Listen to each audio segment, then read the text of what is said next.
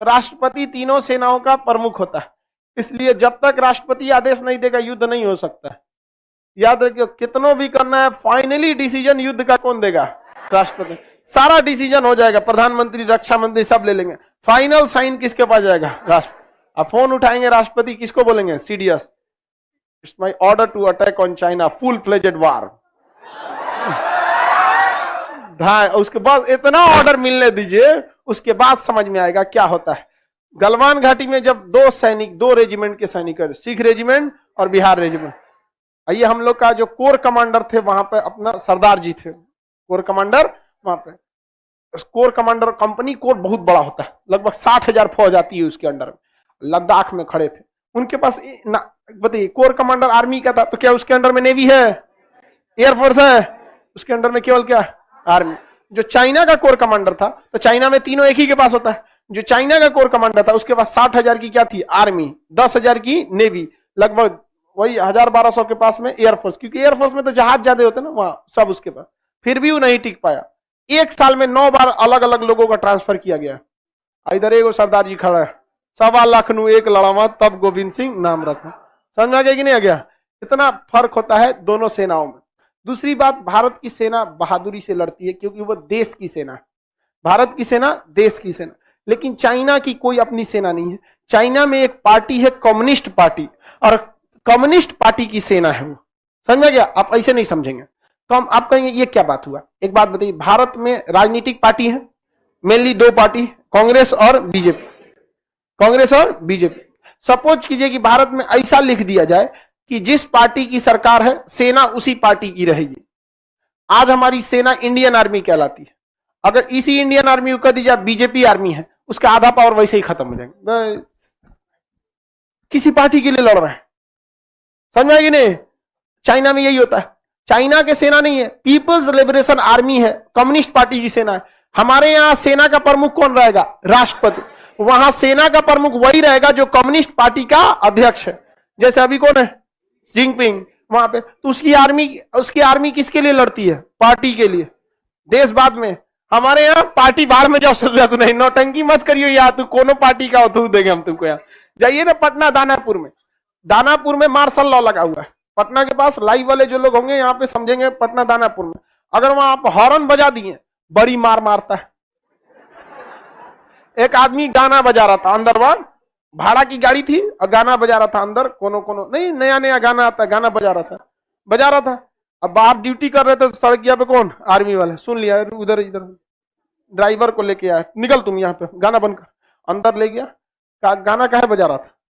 कह रहा है कि मालिक हम तो भाड़ा पे गाड़ी चलाते हैं, बारात वाला बुक किया है सब, यही कहा से तो बजा दी। बोला के ला कौन था? उसको लाया। ड्राइवर से कहा कि सुन इसको एक तमाचा मार। कहा कि हम कैसे मारेंगे, इकरा से तो हम पैसा लिए हैं। तो ड्राइवर को एक तमाचा मारा है, नहीं मारेगा तो अब ड्राइवर उसको रख दिया एक तमाचा 50। कहा फिर बोलेगा गाना बजाने के लिए? कहा ना साहब, कहेगा अब तुम एक तमाचा ड्राइवर को मार। एक तमाचा किसको मारता है? ड्राइवर। और फिर अपने एक तमाचा देके भेजा। कहा तुमको नहीं समझ में आता है, कंटोनमेंट एरिया है, सेना का है, जाओ लोग। इतना होशियार था, पीटबो किया तो अंदर ले आके। गाड़ी में महिला उहिला बैठी थी सब वहां पे, फैमिली वगैरह, तो अपनी फैमिली के आगे किसी को पीट देंगे, बेइज्जती होगा ना। चला गया वहां पे, पूछे लोग कि क्या बोला है, तो समझा के भेज दिया है।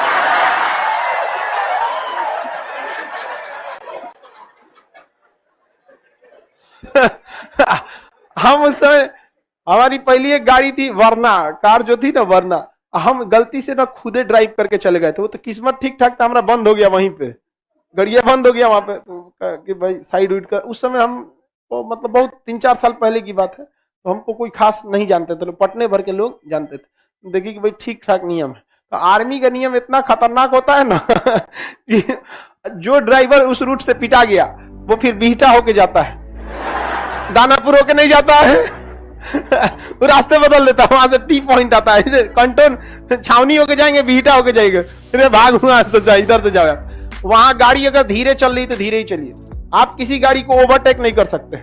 आगे ट्रैक्टर है ना तो 3 किलोमीटर तक ऐसे ही धुकुर धुकुर चलते रहिए, खाली भी है आप ओवरटेक नहीं कर सकते। कर लिए तो हर 100 मीटर पे खड़ा रहेगा कि पुलिस फौजी सीटी मारेगा, इसे अगला पकड़ लेगा। अब तुम 2 करोड़ के तुम जगुआर में घूम रहे हो ना, निकाल के धो देगा बाहर। यहाँ पे खतरनाक नियम होता है आर्मी वालों का एकदम, उन लोग का नियम बहुत जबरदस्त होता है। सर उंगली छप गया होगा उसको, अरे तुम उंगली की बात करो, सेरिब्रम, सेरिबेलम, मॉड्यूला ऑब्लोंगाटा सब हिल गया होगा, खोपड़ी वगैरह समझ आ गया कि सर दानापुर ऐसा क्या है, दानापुर में सेना रहती है, छावनी है, सेना का एरिया है। तो जहां आपको पढ़ा चुके हैं मूल अधिकार में, सैन्य क्षेत्र में किसका शासन चलेंगे, सेना का ही कानून चलता है। तो अगर सेना की न्यायालय ने किसी को सजा सुना दिया है तो उस सजा को कौन माफ कर सकते हैं, राष्ट्र, क्योंकि सीनियर इज ऑलवेज करेक्ट। सेना में जो जज होता है कर्नल रैंक का होता है, जज भी कैसा रहेगा, कर्नल, उसका भी रैंक क्या रहेगा, ब्रिगेडियर। सुप्रीम कोर्ट जैसे कोर्ट, सेना का भी अपना सुप्रीम है वहां पे, उसमें लेफ्टिनेंट जनरल बैठेगा, वहां डॉक्टर भी रहेगा तो वैसे ही रहेगा, सीनियर डॉक्टर कर्नल, उससे भी ज्यादा सीनियर ब्रिगेडियर, पूरा हेड रहेगा मेजर जनरल, इस टाइप का। वहां नर्स भी ऐसे रहेंगे सर, सूबेदार, सूबेदार मेजर, इस टाइप के रहेंगे सर। ये सब नहीं, सिस्टर सुई मारो, सिस्टर सुई मारो, ऐसा कुछ नहीं रहते वहां। ठीक रहता है ना लड़की सब में, हालांकि सिस्टर के लिए लड़की ही ठीक रहती है सब, उन सब में दया की भावना ज्यादा रहती है, मरीज के तकलीफ को समझती है सब। इंजेक्शन लगा